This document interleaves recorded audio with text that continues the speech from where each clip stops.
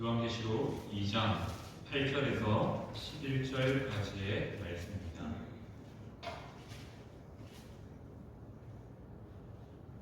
네 절의 말씀을 함께 읽도록 하겠습니다. 함께 읽습니다. 성문아 교회의 사자에게 편지하라. 처음이며 마지막이요 죽었다가 살아나신 이가 이르시되 내가 내 환난과 궁핍을 알거니와 실상은 내가 고요한 자니라. 자칭 유대인이라 하는 자들의 조망도 알거니와 실상은 유대인이 아니요 사탄의 회당이라.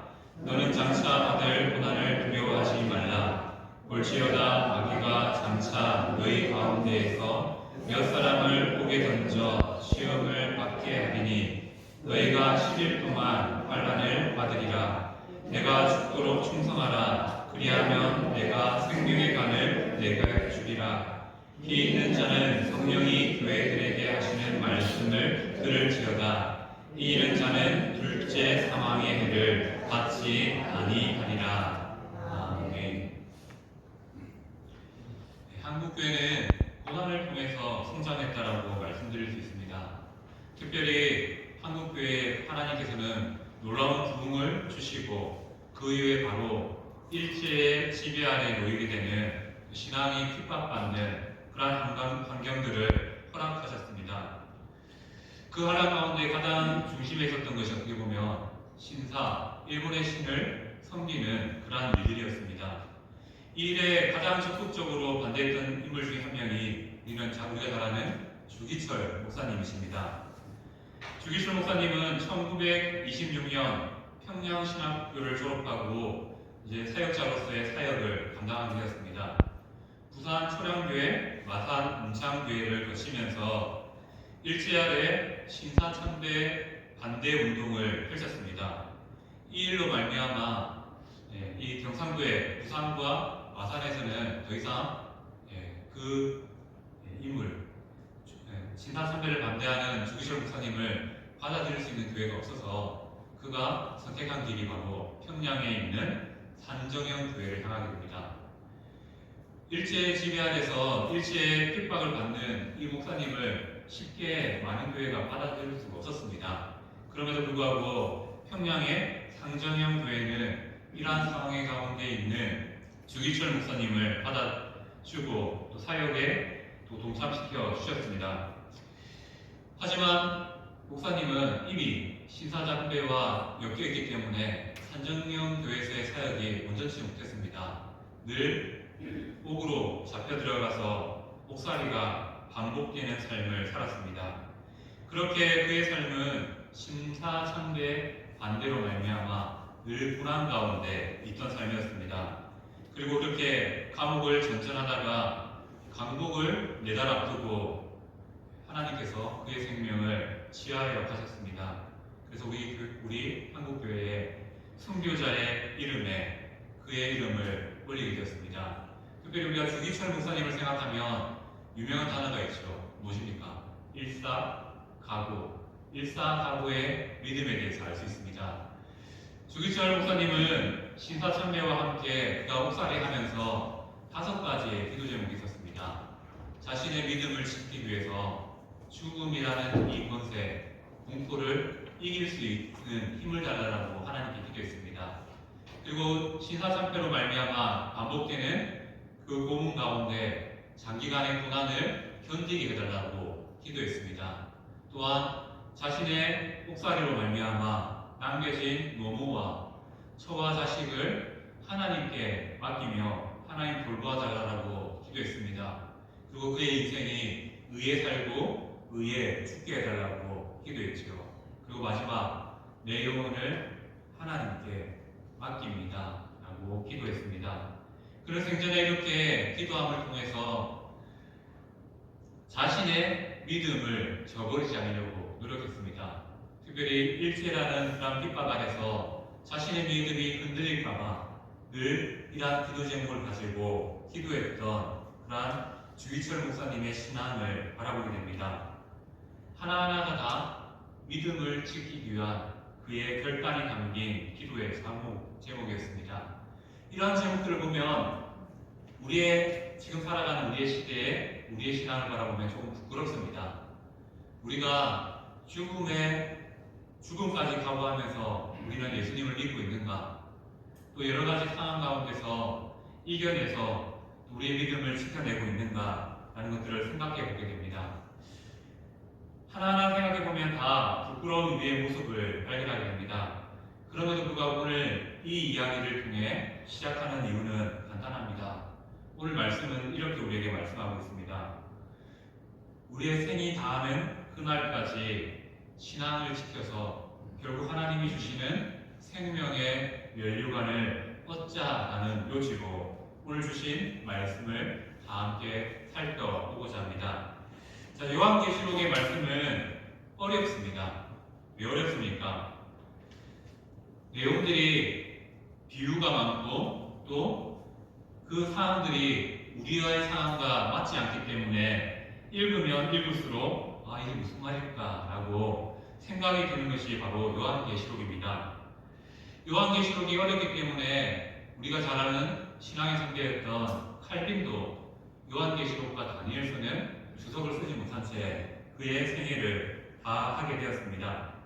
왜냐하면 난해함이 있습니다.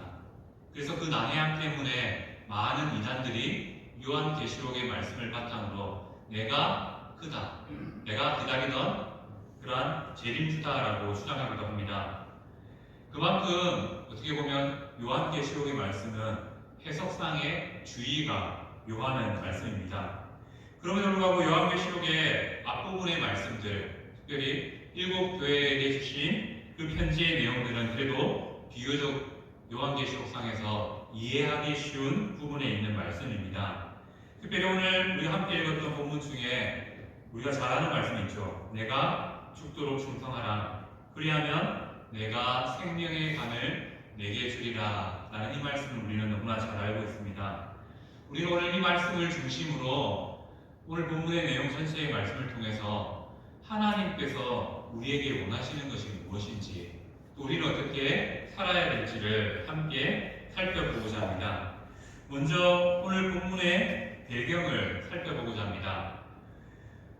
현재 사도 요한, 이 편지를 기록한 사도 요한은 박모섬에 갇혀 있습니다. 그 갇힌 그 상황 가운데서 7 교회를 바라보면서 그가 편지를 기록하게 됩니다. 그리고 그 편지 가운데 우리가 잘 아는 2 교회를 칭찬하고 나머지 경계는 교회들은 충만과 칭찬을 함께하는 것을 보게 됩니다. 특별히 칭찬받았던 두 교회가 있죠. 바로 서머나 교회와 필라델피아 교회입니다. 특별히 오늘 말씀은 서머나 교회를 향한 말씀을 담고 있습니다. 우리가 오늘 말씀을 이해하기 위해서 서머나라는 도시에 대해서 좀 이해할 필요가 있는 것 같습니다. 서머나는 많은 도시 가운데 특별히 로마와 긴밀한 관계에 있습니다. 어떠한 관계에 있냐면 많은 도시들이 있었지만 그 중에 특별히 로마 황제를 숭배함에 있어서 모범이 되는 도시 중에 하나였습니다. 바로 많은 로마의 지배 아래 있는 많은 도시들이 있었지만 그 중에 로마 황제의 숭배에 있어서 최고라고 말할 수 있는 도시를 뽑는다면 그 중에 하나가 바로 서머나였다는 것이죠. 이 지역은 로마 황제를 숭배하는 그런 도시이기 때문에 다른 신을 섬기거나 하나님을 섬기기에는 부적절한 도시였다는 것이죠. 그래서 서머나 지역은 기독교인들이 정착하기에는 아주 부적합한 도시입니다. 지금으로 따지면 이거죠. 이슬람의 문화 아래 있는 그런 환경에서 교회를 다닌다는 것, 그것이 어려운 것처럼 서머나 지역은 그만큼 신앙에 있어서 어려움이 있는 그런 지역이었습니다. 그런 지역의 사도 요한은 교인들을 위로하기 위해서 오늘 편지를 기록하고 있습니다. 바로 오늘 읽었던 그 본문의 말씀이죠. 오늘 본문의 말씀을 한번 자세히 한번 살펴보겠습니다 합니다. 8절 말씀을 보면 이 편지가 누구에게 주어졌냐면 서머나의 교회의 사자에게 편지를 한다라고 말씀하고 있습니다. 여기서 말하는 서머나의 사자, 교회의 사자는 서머나 교회에서 사역하는 사역자에게 편지한다는 것이죠. 사역자에게 편지한다는 것은 무엇을 의미합니까? 그를 격려하는 것도 있지만 교회 전체를 향한 마음을 전달하고 있다는 것을 말씀하고 있습니다. 사도 요한이 서머나 교회에게 전달하고 싶었던 내용은 무엇입니까? 말씀을 보면 처음이며 마지막이요 죽었다가 살아나신 이의 말씀을 전달한다라고 말씀하고 있습니다. 처음과 마지막, 우리가 잘 아는 단어죠. 알파와 오메가, 바로 헬라어 알파벳의 첫 자와 마지막 자, 그 단어를 의미하는 것이 처음과 마지막이죠. 바로 처음부터 끝까지 계시는 분, 누구십니까? 우리가 믿는 영원하신 하나님이십니다. 그 하나님인데 더 구체적으로 말하면 죽었다가 살아나신이라고 설명하고 있습니다. 누구십니까? 바로 우리의 죄 때문에 십자가에서 죽으셨다가 3일 만에 부활하신 예수님을 말씀합니다. 바로 사도 요한은 서문화 교회를 격려하기 위해서 예수님이 주신 그 마음을 전달하고자 이 편지를 썼다라고 말씀하고 있습니다. 바로 그 전달한 내용이 바로 예수님의 마음이죠. 예수님의 마음은 어떻게 나타납니까? 이 서문화 교회의 성도들을 위로하는 마음으로 나타납니다. 오늘 말씀 구절을 보면 서문화 교회 교인들은 환난과 궁핍 가운데 있다라고 말씀하고 있습니다. 그리고 그 환난과 궁핍을 예수님이 누구보다 더 잘 알고 계신다. 너의 어려움 바로 예수님이 알고 계신다. 너의 힘듦 예수님이 기억하고 계신다라고 위로하고 있습니다. 예수님은 성도들의 어려움을 결코 외면하지 않으시는 분이십니다. 예수님은 우리 성도들이 당하는 모든 환난과 고통과 어려움을 기억하시는 분이시라는 것이죠. 그리고 예수님은 환난 가운데 살아가고 있는 서문화 교회 교인들을 향하여서 이렇게 말합니다. 부요한 자라고 칭하고 계십니다. 서문화 교회 교인들이 잘 살았을까요? 아닙니다. 서문화 교회 교인들은 잘 살 수 없는 환경 가운데 있습니다. 앞서 말씀드렸던 것처럼 서문화라는 지역이 노바의 황제를 신으로 섬기는 데 있어서 모험되는 도시라고 말씀드렸습니다. 그러한 환경 가운데 하나님을 신으로 섬긴다는 것 자체가 쉽지 않습니다. 그래서 서문화 교회 교인들은 하나님을, 예수님을 믿기 때문에 늘 손해를, 희생을 각오하고 살았습니다. 그 도시 가운데 좋은 직장을 얻을 수 있었을까요? 네, 불가능했습니다. 그들의 믿음 때문에. 좋은 집은 구할 수 있었겠습니까? 네, 힘들었습니다. 그들은 예수님을 믿는다는 이유 하나만으로 제재와 핍박 가운데 놓일 수밖에 없었고요. 자연스럽게 그들의 삶은 도시 가운데 할 수 있는 일들, 높아질 수 있는 방법이 없기 때문에 가난한 자의 자리에 처할 수밖에 없었습니다. 그런데 사도 요한은 예수님의 마음으로 말하죠. 그들은 실상 부요한 자라고 지칭하고 있습니다. 이들은 왜 부요한 자일까요? 우리가 상식적으로 생각해보면 이해가 되지 않지 않습니까? 우리는 그 물질이 풍요할 때 그를 부요하다라고 말합니다. 하지만 오늘 말씀은 그러한 부요함을 가지고 풍요로움을 부요함이라 말하지 않고 누구를 부요한 자라고 말씀하고 있습니까? 바로 예수님을 소유하고 믿는 자, 예수님을 믿는 자가 부요한 자라고 지칭하고 있습니다. 이 말을 다르게 설명하면 무엇입니까? 우리는 성도로서 예수님을 믿고 예수님을 마음에 품고 살아갑니다. 이미 우리가 이 세상 가운데 부요한 자라는 사실을 말씀하고 있습니다. 이 사실을 믿으십니까? 아멘.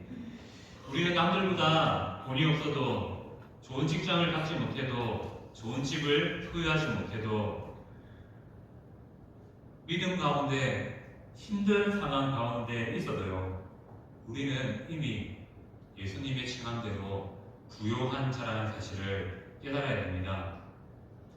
우리가 사는 현실에서는 우리의 신앙이 우리를 가난으로 포장할 수도 있습니다. 힘듦으로 포장되어 수도 있습니다. 하지만 우리가 잊지 말아야 될 것이 있습니다. 왜 우리가 부유한 자입니까? 우리 안에 예수님이 계시고요. 우리는 벌써 천국을, 하나님 나라를 소유했기 때문입니다. 그리고 그 믿음으로 살면요, 하늘의 상급도 예비되어 있기 때문입니다. 그렇게 우리는 예수님으로 말미암아 만족할 수 있기 때문에, 예수님으로 말미암아 기뻐할 수 있고 즐거워할 수 있기 때문에 부요한 자라라고 지칭하고 있습니다. 그런데 현실은 어떻습니까? 서머나 교인들은 로마의 핍박도 있었지만 같은 동족인 유대인들의 비방도 함께 받고 있었습니다. 이유는 무엇입니까? 바로 예수님을 믿었다는 그 이유 하나만으로 동족인 유대인들도 그들을, 서머나 교회 교인들을 비방하게 이르렀습니다. 오늘 말씀은 그 비방하는 유대인들을 향하여서 그들이 사탄의 회당이라고 말하고 있습니다. 이렇게 심하게 말하는 이유가 무엇이겠습니까? 로마의 핍박도 심했는데 같은 동족인 유대인들의 비방이 더 서머나 교인들에게 크게 다가왔다는 것입니다. 그들을 믿음을 흔들 만큼 큰 영향력이 있었다는 것이죠. 그래서 오늘 말씀은 그들을 사탄의 회당, 무리라고 지칭하고 있습니다. 예수님은 이러한 삶을 살고 가고 있는 서머나 교인들에게 말씀하죠. 10절 말씀입니다. 뭐라고 말합니까? 너는 장차 받을 고난을 두려워하지 말라라고 말씀하고 있습니다. 왜요? 실제적으로 말하죠. 너희 중에 몇이 로마에 잡혀가게 될 것이다. 너의 신앙 때문에 잡혀가게 될 것이다 라고 말씀하고 있습니다. 로마 아래에 있는 서머나 교회 성도들은 황제 숭배를 거부하기 때문에, 하나님을 신으로 믿기 때문에 언제든지 로마에 잡혀갈 수 있는 그런 환경 가운데 있었다는 것이죠. 그들의 삶 앞에 믿음을 결단한 순간 고난의 길이 예비되어 있다는 것입니다. 힘듦의 길이 준비되어 있다는 것이죠. 이렇게 힘들게 살아가는 성도들에게 예수님께서 이런 말을 하면 정말로 위로가 될 것 같은데 아니라는 것이죠. 우리가 말하는 위로는 무엇입니까? 내가 고난을 없애주겠다. 그렇게 말해주면 참 좋겠는데 서머나 교회의 교인들에게 뭐라고 말합니까? 앞으로 몇 사람이 잡혀갈 것이다 라고 말합니다. 어떻게 보면 전혀 위로가 되지 않는 말씀 아닙니까? 더불어 환난을 받는데 10일 동안 너희들에게 환난이 있을 것이다 라고 말씀하고 있습니다. 여기서 말하는 10일은 우리가 생각하는 하루 이틀 그 10일이 아닙니다. 상징적인 숫자이죠. 10일간 고난을 받는다는 것은 무엇을 의미하냐면 짧은 시간에 환난이 성도들에게 있을 것이다 라고 말씀하고 있습니다. 이렇게 말하면 짧다라고 하니까 금방 지나가겠지 라고 생각할 수 있지만, 여기서 말하는 짧다라는 기준은 무엇을 의미하냐면요, 성도에게 주어진 영원한 생명의 길 앞에 짧은 환난이 기다리고 있다라고 말하고 있는 것입니다. 조금 더 풀어볼까요? 우리는 예수님을 믿으면요, 형통하고 잘 되기를 원합니다.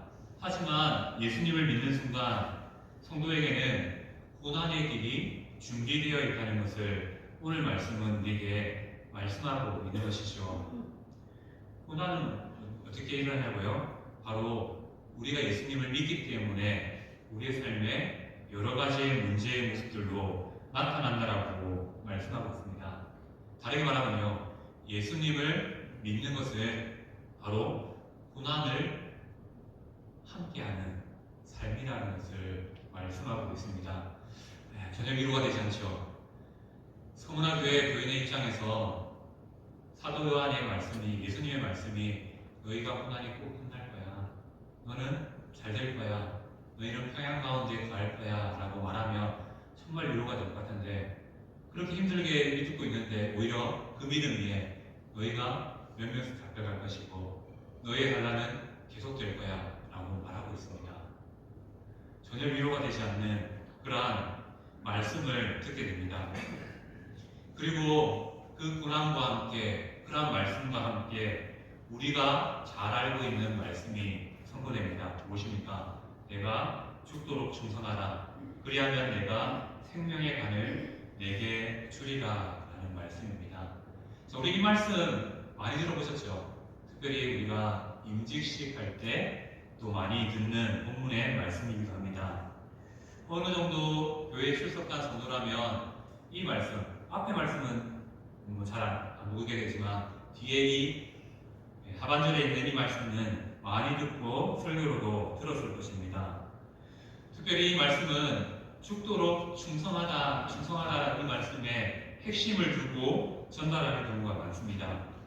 자, 오늘 이 말씀은 우리가 조금 더 신중하게 받아들일 필요가 있습니다. 왜냐하면 서머나 교회 교인들의 상황에서 이 말씀을 들어야 됩니다.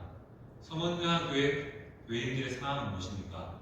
로마가 우리의 신앙을 비판합니다. 또 동족인 유대인들이 우리를 비방합니다. 예수님 믿더니 그렇게 힘들게 사냐? 예수님 믿어도 소용없네.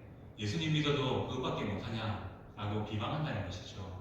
그러한 상황 가운데 사도 요한은 이 말씀, 내가 죽도록 충성하라 라고 말씀하고 있습니다. 우리가 잘 아는 그 충성과 조금 다를 수 있습니다. 우리가 아는 충성은 무엇입니까? 하나님께서 우리에게 맡긴 직분을 잘 감당하는 것, 또 충성되기에 섬기는 것, 그 충성을 우리는 충성이라고 생각합니다. 맞습니다. 그 충성도 충성의 단어가 맞습니다. 하지만 오늘 본문에서 말하는 충성의 단어의 의미는 이겁니다. 힘들지. 그래도 죽기까지 너의 믿음을 지켜야 돼. 너의 마음이 변하면 안 돼. 바로 이 충성이란 의미가 있는 것이죠. 맡은 직분을 수행하라가 아니라 끝까지 너의 믿음이 변하면 안 돼. 라는 말씀이 바로 충성이라는 단어에 담긴 의미입니다. 풀면 이거죠. 내가 죽는 그날까지 예수님을 믿는 믿음으로 살아가라 라는 말씀이 되는 것입니다. 왜 예수님은 이렇게 우리에게 힘든 상황 가운데서도 믿음을 지킬 것을 권면하고 계십니까? 서머나 교회 교인의 입장에서 오히려 평안한 삶이 있을 거야 라고 말하면 좋겠는데 오히려 어렵지만 힘들지만 고난이 있지만 믿음을 지키라 라고 말할 생각하고 계실까요? 답은 이어지는 바로 말씀이 이어집니다. 그리하면 내가 생명의 관을 내게 주리라 라고 말씀하고 있습니다. 우리 이전 성경에는 이 생명의 관을 생명의 면류관이라고 말씀하고 있습니다. 면류관은 무엇입니까? 운동 경기에서 승리한 최종의 승리자에게 주어지는 면류관, 화관이라고 말씀드릴 수 있고요. 또 전쟁에서 승리하고 돌아온 개선장군, 승리의 장군에게 씌워지는 면류관일 수도 있습니다. 그러한 면류관을 하나님께서 우리의 믿음의 끝자리에서 그 화관을 들고 우리를 기다리고 계신다라고 말씀합니다. 그리고 우리의 삶이 그 완주한 삶의 끝에, 승리한 삶의 끝에 하나님께서 친히 우리 머리에 면류관을 씌워주신다라고 말씀하고 있습니다. 이 면류관을 얻는 방법은 경기에서 끝까지 믿음을 지키는 겁니다. 전쟁에서 끝까지 믿음을 사수하는 것입니다. 왜 우리는 이러한 경기에 참여해야 됩니까? 바로 이 생명의 관, 면류관이 우리를 기다리고 있기 때문입니다. 우리는 계속 성경을 볼 때 어떠한 관점으로 성경을 바라보냐면요. 세상적인 관점으로, 세상적인 시각으로 계속 성경을 바라봅니다. 그러면 우리가 어떻게 이 말씀을 적용할 수 있습니까? 세상적으로 관점으로는요. 우리의 최종 날에 예수님께서 생명의 면류관을 우리에게 씌워주신다라는 것을 기억하면서 세상적으로 또 이렇게 하죠. 하나님께서 믿으면 재정적인 풍요함도 주실 것이고 건강도 주실 것이고 또 가족이 잘 되는 복도 주실 것이고 자녀 대대손손대로 다 형통하는 복도 주실 것이다 라고 생각합니다. 왜요? 우리가 계속 세상적인 관점으로 하나님의 복을 해석하려고 합니다. 세상적인 관점으로 하나님을 이해하려고 한다는 것이죠. 그러니 우리가 이 생명의 관이 준다라는 이 말씀 앞에 감동이 없습니다. 뭐 하나님이 그래 내가 믿음을 지켰기 때문에 당연히 생명의 면류관을 주는 거 당연한 거 아닌가 라고 생각하게 된다는 것이죠. 우리가 세상의 관점으로 계속 이 말씀을 적용하다 보니까 나는 생명의 관보다 하나님 이 땅에서의 돈이 더 좋습니다. 이 땅에서의 내가 명예가 더 좋습니다. 이 땅에서의 내가 더 큰 집이 좋습니다 라고 해석하게 된다는 것입니다. 문제가 이것이라는 것이죠. 우리가 이 생명의 관이 얼마나 소중하고 귀중한지를 우리가 잘 깨닫지 못하게 된다는 겁니다. 왜 그럴까요? 세상이요 너무 편합니다. 우리가 살아가는 이 세상에 부족함이 잘 없습니다. 우리가 서문화 교회 교인들처럼요 정부에 의해서 신앙을 핍박받고 또 동족인 옆에 있는 사람들을 위해서 비방받는다면 조금 다를지 모르겠습니다. 하지만 우리의 삶이 너무나 편안하기 때문에 우리는 하나님이 주신 이 가치보다 세상의 가치를 가지고 계속 그것에 기대어서 우리의 신앙을 바라보려고 한다는 것이죠. 우리가 가진 믿음이 정말로 가치 있고 의미 있는 일인데 우리는 계속 그 신앙의 가치를 가치절하시키는 것이 우리의 삶이라는 것이죠. 오늘 말씀은 믿음을 지켜 살아가는 그러한 성도에게 생명의 관을 주신다라고 말씀합니다. 이 생명의 관이 얼마나 큰지 깨달으라라고 말씀하는 것이죠. 한번 생각해 보십시오. 우리는 세상 가운데 계속 넘어지고요, 실패하고 좌절할 때가 많습니다. 그런데 우리의 생이 다한 그날 천국에 갔는데요, 우리의 예수님은 우리를 기쁨으로 맞아주십니다. 화관을 들고 생명의 면류관을 들고 우리를 기다리고 계십니다. 그리고 말씀하시죠. 또 하나 주시면서 수고했다. 네가 지금까지 온 것도 정말 수고했다. 네가 믿음으로 살려고 정말로 노력한 것 내가 잘한다 라고 말하면서 우리를 안아주신다는 겁니다. 이러한 위로가 우리의 삶이 얼마나 큽니까? 이 위로가 뭐 죽어서 받는 위로겠지만 서문화 교인들에게 하나님의 위로는 이렇게 나타날 것입니다. 어떻게 해요? 너 너무 고생 많다.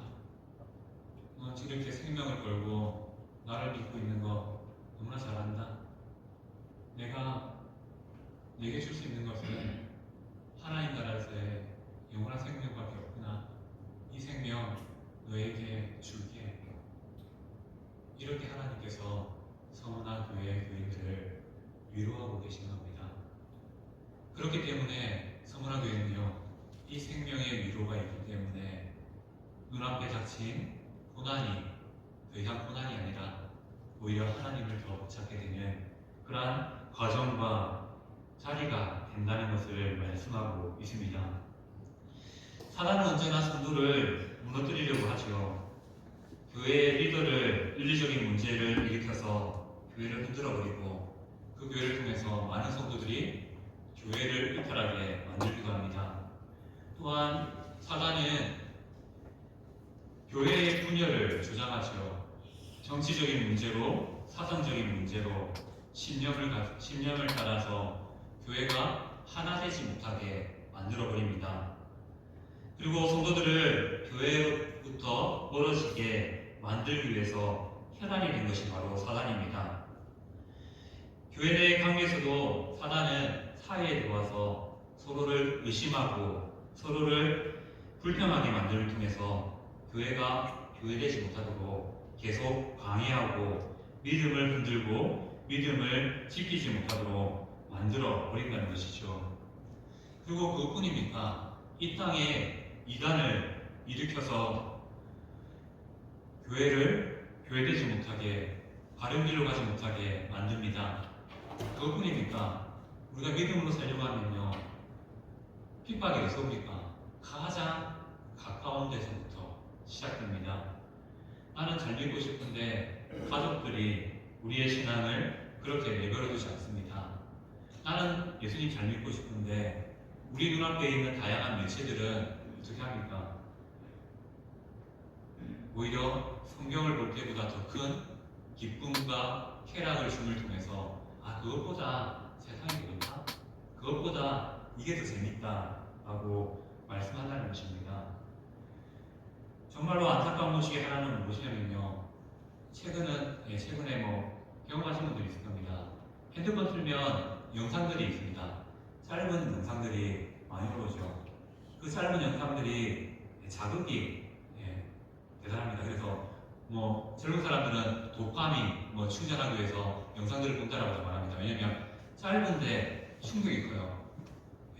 주는 영향력이 큽니다. 그 영향력을 받다가 한 주간 그렇게 살다가 배우면요, 말씀이 이렇게 지루할 수가 없어요.